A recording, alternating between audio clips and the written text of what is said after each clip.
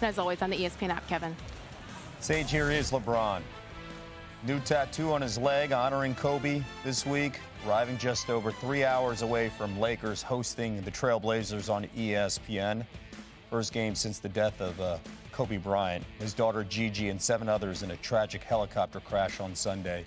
LeBron on Instagram said, "I love you, big bro. My heart goes out to Vanessa and the kids. I promise I'll continue your legacy, man." And that legacy, you could see it everywhere outside Staples Center. The scene with fans gathering, thousands from all over, remembering Kobe Bryant. Here's a look back at a week of images, reactions, and emotions after the tragedy. And that Mamba mentality wasn't something that was reserved for just basketball players or for just athletes. It was for any human being out there who had a dream. Tonight, we remember the life and legacy of Kobe Bryant and join the Los Angeles Lakers and the entire basketball world in mourning his passing. He will start the game wearing uniform number 8. They're going to take a 24-second violation in honor of number 24, Kobe Bryant, and the crowd recognizing what this means. It's a tough day to play, but I just want to go out and play for him. Everything I do it for him, obviously. Really close friend, and this season's for him. He means a lot to me, obviously. You know, he was such a great opponent. He deserves a round of big applause. Yeah. Coco Gauff with a Mamba mentality on her shoes. I wore the number 24 in high school. I wore Kobe Bryant basketball shoes because of Kobe Bryant. He was the reason I played sports. I lost someone that was like a son to me, Kobe, will resonate in the city of Los Angeles forever. The basketball world, we lost one of our greats. And I don't just mean that by what he did on the court, but just the way he lived his life. He was going on this journey with his daughter, and I think we could all feel that it was going somewhere special. And I'll sit there and watch Gigi, and before the game, I'll go up and I'll give Gigi a hug and tell her, you know, to go out there and kill. And she was like, "Don't worry about that, Uncle Mac, I got this." Just to watch her play, it was like watching a young Kobe. I wanted to be respected by him. And once I reached that level, I knew I did something. Thank you for being my friend. Every night you came to Staples Center, you knew you were gonna see something special, something great that you've never seen in your life, and that was Kobe Bryant. Kobe Bryant was just a joy to be around, being in his presence. It was just one of those things as a young hooper, he meant the world to us. A Philadelphia native, Kobe Bryant was a 4-year varsity starter at Lower Merion High School. I didn't know he was actually the 24th point. As I shot that fadeaway, I actually yelled, "Kobe." We're not going to be able to joke at his Hall of Fame ceremony. We're not going to be able to say, "Hi, I got 5, you got 4. Those are the things that you can't get back. Kobe, you know, means greatness. You know, he always had that smile, he always had that charisma that he carried with, and I think he touched a lot of people. I felt like I lost a brother. You know, I felt like I lost a family member. We had a lot of great moments together on and off the court. He was the most feared man in the league for an entire generation, and you know, his influence will be felt forever. So many years connected to the Lakers just next door. We walked in with Kobe jerseys and pay our respects in that regard, and what he meant to us is, I mean, he was a champion. He was the ultimate champion. You know, I had the shoes on throughout the day. You know, I only own one NBA jersey, so to give you an idea of, you know, how much Kobe meant to me. Our city is suffering. 4 days ago in Calabasas, 9 lives were lost, leaving a gaping hole in the heart of Los Angeles. We gather tonight in the house that Kobe Bryant built to honor him and them.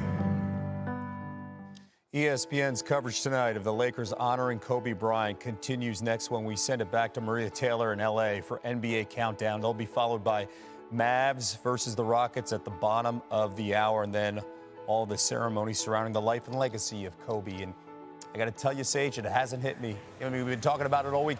It hasn't hit me. I think tonight it's going to hit me watching the game, the ceremony. I agree, and I have to tell you, as excited as everybody here in Miami is for the Super Bowl right now, you should see them watching our coverage of Kobe. It's amazing. The emotions, incredible. NBA Countdown is next. Welcome to NBA Countdown, presented by Mountain Dew. It is a city in mourning as they continue to honor Kobe Bryant, Gianna Bryant, and all 9 victims that perished in the helicopter accident on Sunday. 11 message boards have been erected as fans continue to gather at Staples Center to honor Kobe. Meanwhile, the Lakers, they have filled the entire arena with Kobe jerseys, putting 24 and 8 on the court, and an icon, KB, will be on the court and on players' jerseys as their hearts will be heavy playing their first game in Staples Center since the loss of their Lakers icon. Welcome to NBA Countdown. Maria Taylor alongside Stephen A. Smith, Michael Wilbon, Jalen Rose, and Paul Pierce. All of these men have stories and an understanding so deep about Kobe Bryant that it's going to be great to share this, because we've continued to see, the numbers are growing. We continue to hear the chants, and we continue to see the impact that Kobe had on LA, this city, and this game. Well, listen, all you got to do is think back. This was a man that won 3 championships with Shaquille O'Neal. And if you remember at the time, there was some friction that was going on between the two. Shaquille O'Neal ultimately gets traded to Miami. The Lakers struggled for a few years. Kobe once sat up there and said, I'd rather play on the planet Pluto. He came on my radio show and said, I'd rather play on the planet Pluto than play for the Los Angeles Lakers. They pull off a trade. They acquire Pau Gasol. The next thing you know, they go to 3 consecutive NBA Finals. They win back-to-back titles in 09, 010, of losing to Paul Pierce in Boston before that, obviously. The bottom line is that this is a guy that personified everything that Laker Nation wanted their star to be about. He was completely and totally committed to excellence on the basketball court. Championships were their barometer. They didn't care about division titles. They didn't care about just conference titles. It was about the chip. And this is what they wanted. And obviously off the court, the tireless effort that he put in to maintain a level of excellence spanning a 20-year career. When they think about Kobe Bryant as a Laker, they're so incredibly grateful because there was a standard that he helped establish and reestablish for this franchise that spanned decades, and it kept Lakers lore exactly where Laker fans thought it should be. I keep talking about that there's a fraternity that you guys as former players share, and there's about 5,000 of them total. How do you describe what's been your reaction, the grieving process that honestly you guys have been going through since Sunday? It's been really tough, Maria. Initially hearing the news and still not believing it, and talking to old teammates and my fellow players amongst the league and former players is just something that it's hard to grasp right now. And it's just like, I think right now the guys, we are all using each other to just trying to get through these moments. You have to have a great support group. It's like me and Kevin Garnett talk every day. People don't know, but Kobe went to him when he first came out of high school because Kevin was the first one to initially do it in the new era. Yep. Mm-hmm. And, they developed a relationship. So, they were like brothers. And he was the first call I got that morning. And, he was crying and couldn't really process it. And so, we talk every day to try to get through these moments. We use each other as blankets. And, I don't know if it'll ever end, but this is definitely a black mark on the game of basketball, on the other people who are involved in the crash, on life. And it brought realization to life for me.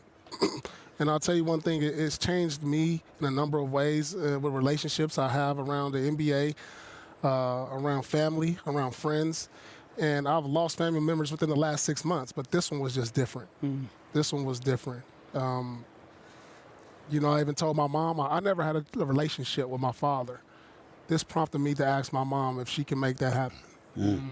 And I don't know, it's just different. That's the influence he's had. Well, I'm glad you shared that. I had a point in my life where I wanted to reach out to my father, who was a former NBA player, and I started working for ESPN. It was the year I retired. And I was going back and forth from Bristol, and I said I was going to do it, and I said I was going to do it, and unfortunately he died before the season ended. So I implore you to try to make sure that you do that as soon as possible, and I think it'll give you a lot of solace and clarity in your head and your heart. For somebody like Kobe Bryant, he's a true icon. And Stephen A., you alluded to something that's really important. All of the cliches that you want from your son or daughter, or you want from an athlete, he lived those. He didn't party. He didn't drink. He was the first one in. He worked the hardest. He was the most disciplined. And he just so happened to be the most talented and hardworking. I think if there's a silhouette of Michael Jordan, the shadow has to be Kobe Bryant. Is that fair to say? Yeah, well said, Jalen. As somebody that covered him his entire career. And for him to shoot at that target when so many people easily shy away from it, it was always remarkable to me. Well, the impact is interesting. I was in China this summer, and obviously no foreshadowing of any of this. Yeah. But just being in Hong Kong and Beijing both, and seeing people react to Kobe Bryant, retired already for. So if you were 15, you still didn't really ever see the best of Kobe, but he was so unbelievably beloved in Asia, and I'm sure that was just two places I was. I hear the same thing about the Philippines, other parts of Asia, and the thing that's been fascinating this week to me, most fascinating, is the number of people who have said, I was a Celtic fan, I'm from New England, I didn't like Kobe as a player, and I have spent the last 3 days crying. I was a Pistons fan. I didn't like whatever. Fill in the blank for that thing. It might not even be basketball. Some people have said I'm not even that big an NBA fan. Yeah. And so I don't know. I've spent much of the time, and Stephen A. and I talked about this in Miami, just trying to figure out what is it. What touched people beyond sport? I mean, you guys have a natural, understandable connection with him, and we did because we got to talk to him a lot, as it turns out. Stephen probably definitely more than me, but both of us a lot over like at least a 15-year period. What about the people behind us? What about LA? There's a connection. What about the people we saw in South Beach? How about the golfers wearing Kobe jerseys in Phoenix at the Waste Management event this weekend? I mean, Tony Finau, who grew up, I think, in Utah, he didn't say I was a Jazz fan. I had a Karl Malone jersey. It's a Kobe jersey he wore yesterday. And so it's just this connection that I don't think, maybe you guys sensed it already.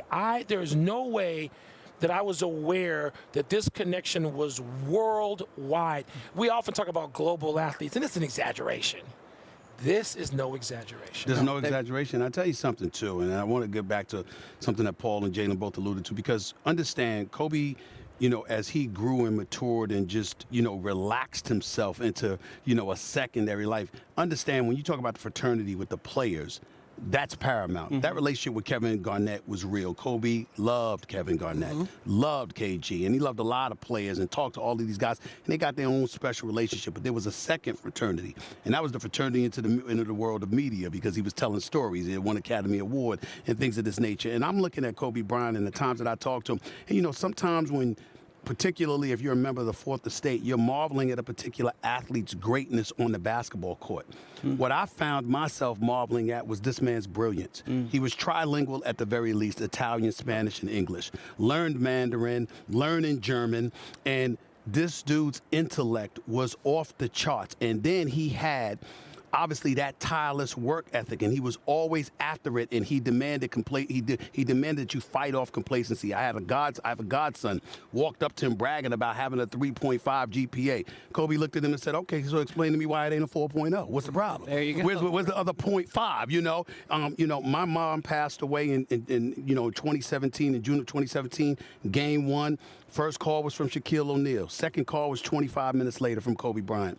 You look at stuff like that, and then you see his humanity and how he had grown and what he wanted to give. And you sensed and you really, really knew he had so much more to give, regardless of what he had already give. He felt like he owed the world something more.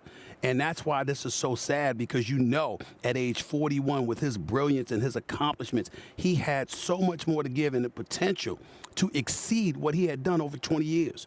on the basketball court. So that's riveting in and of itself, and then 9 lives being lost. And, of course, his 13-year-old daughter included in that. It's just heartbreaking. You mentioned that he had so much more to give, but I can guarantee you that he gave everything he had every 41 years that he was on this earth. And the gravitas that Kobe Bryant had never affected his ability to connect. And that's what we're seeing right now behind us as thousands continue to roll into LA Live. We will continue to dissect the legacy of Kobe and how the Lakers will move forward tonight in their game against the Trailblazers.